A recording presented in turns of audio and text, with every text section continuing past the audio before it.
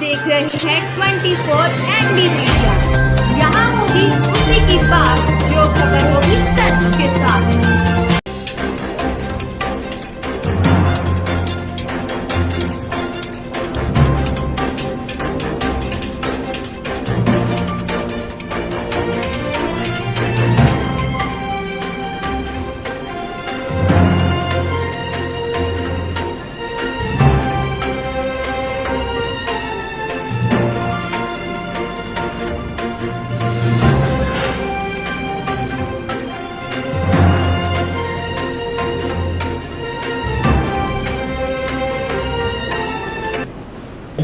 अधिकारियों और सफाई कर्मचारी यूनियन से जुड़े हुए अधिकारी के यहाँ पहुँचे हैं दिए जाएंगे, उनको बड़ी जामा करवाने का काम किया जाएगा।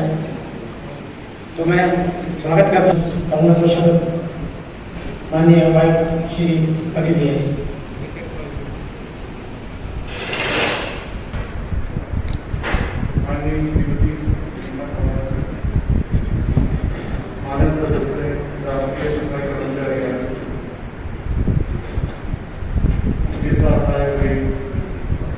आयोग के अधिकारी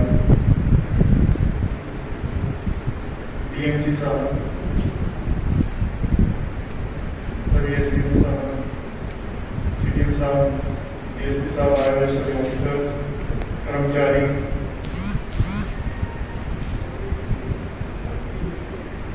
आज के इस कार्यक्रम का आयोजन भारत सरकार के द्वारा बनाए हुए आयोग के तत्वाधान में हमारे शहर के सफाई कर्मचारियों से संबंधित मुद्दे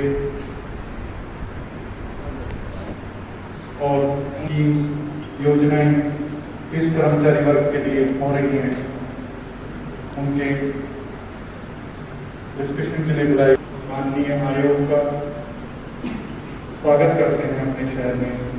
और हम सभी ऑफिसर्स की तरफ से मैडम को पूरा आश्वासन देते हैं कि जो भी सरकार की स्कीम्स इस विकास हो सके।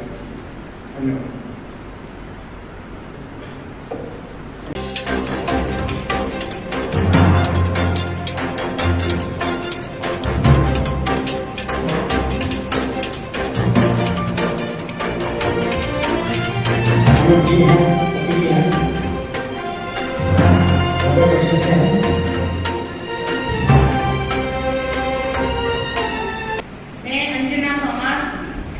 राष्ट्रीय सफाई कर्मचारी आयोग की सदस्य हूँ। हरियाणा प्रवास के दौरान आज कैथल में कार्य करने के लिए जो सफाई कर्मचारी यहाँ जिनकी जो समस्याएं हैं उन समस्याओं के बारे में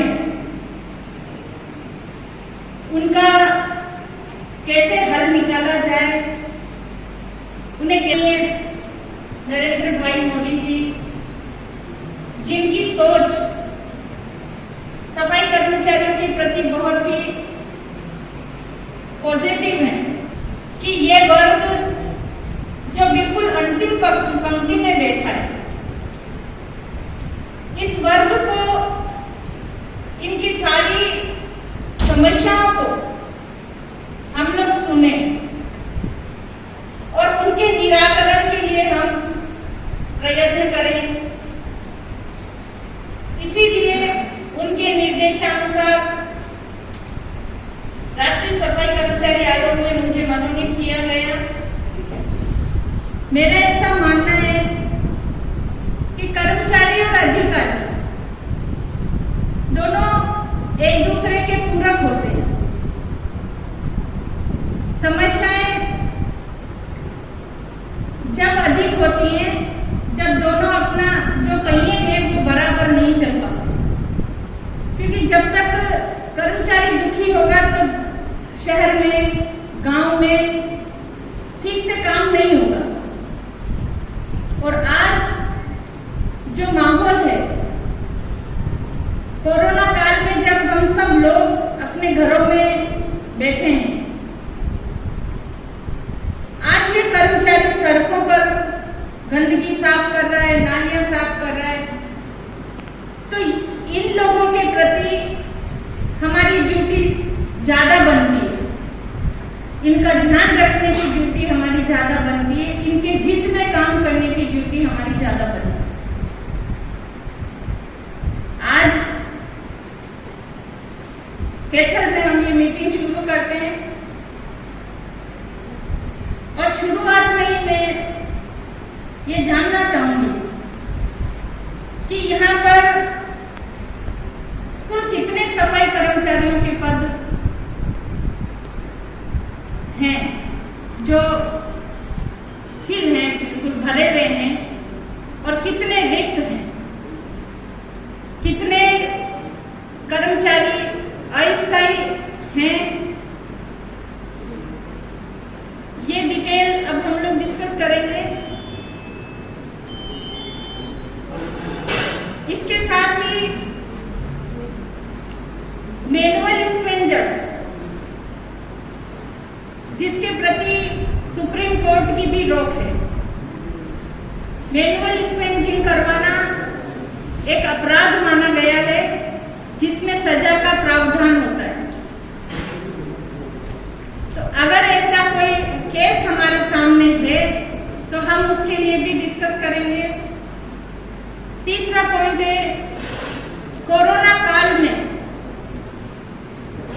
किस सफाई कर्मी की डेथ हुई है, उनकी संख्या भी मैं यहाँ पर चाहूंगी। चौथा पॉइंट है, क्या सफाई कर्मचारियों का हेल्थ चेकअप समय समय पर होता है, इसकी जानकारी भी यहाँ पर रखी जाएगी। क्या सफाई कर्मचारियों को समय पर उनकी तनख्वाह मिलती है? क्या सफाई कर्मचारियों के ECS, PF अकाउंट सभी टाइम से अपडेट होते हैं? उनका PF वगैरह कट रहा है? कितने कर्मचारी कॉन्ट्रैक्ट बेस पे हैं? मतलब ये है कि सफाई कर्मचारियों से संबंधित सभी जानकारी आज यहाँ डिस्कस होगी। बताइए। हाँ, और नगर पालिकाएं कितनी है, क्या वहां से सभी लोग आए हैं? अस्थायी हैं, ये डिटेल अब हम लोग डिस्कस करेंगे। इसके साथ ही मैनुअल स्पेंजर्स, जिसके प्रति सुप्रीम कोर्ट की भी रोक है। मैनुअल स्पेंजिंग करवाना एक अपराध माना गया है जिसमें सजा का प्रावधान होता है। तो अगर ऐसा कोई केस हमारे सामने है तो हम उसके लिए भी डिस्कस करेंगे। तीसरा पॉइंट है, कोरोना काल में किस सफाई कर्मी की डेथ हुई है, उनकी संख्या भी मैं यहाँ पर चाहूंगी। चौथा पॉइंट है, क्या सफाई कर्मचारियों का हेल्थ चेकअप समय समय पर होता है, इसकी जानकारी भी यहाँ पर रखी जाएगी। क्या सफाई कर्मचारियों को समय पर उनकी तनख्वाह मिलती है? क्या सफाई कर्मचारियों के ECS, PF अकाउंट सभी टाइम से अपडेट होते हैं?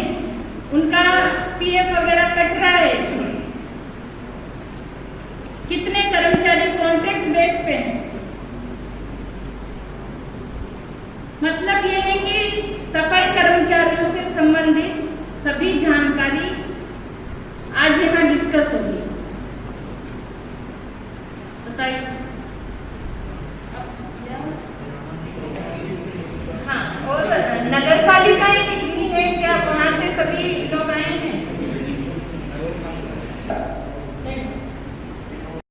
कई मुद्दे होते हैं, लेकिन मेन जो बात सामने आई है वो है कॉन्ट्रैक्ट बेस पर जो काम करने वाले कर्मचारी थे, नाइट शिफ्टिंग में थे, उन लोगों का सैलरी नहीं मिला है। उनका PSI PF अकाउंट ये उसका कटौती हुई नहीं हुई, क्या हुआ, उसको किसी बात की कोई जानकारी नहीं मिली है। तो उसके लिए कॉन्ट्रैक्टर को हिदायत दी, बुलवा के डीसी साहब ने हिदायत दे दी है कि उसको तुरंत उसका वो कैंसिल करके उससे दिलवाया जाएगा। उनका जो भी पेंडिंग वेतन है वो सारा पेंडिंग वेतन उनको उनका बिल्कुल पूरा ESI और PF के साथ में मिलेगा। ये सब चीज़। इसके अलावा और क्या क्या समस्या मैडम उन्होंने रखी आपके सामने? समस्याएं तो ज़्यादा नहीं है, बस ये है कि वर्दी अगर मौसम के हिसाब से, वो जो मेरी ही पहल थी कि अगर इन कर्मचारियों को मौसम के हिसाब से वर्दी दी जाती है तो वो ठीक तरह से काम करेंगे।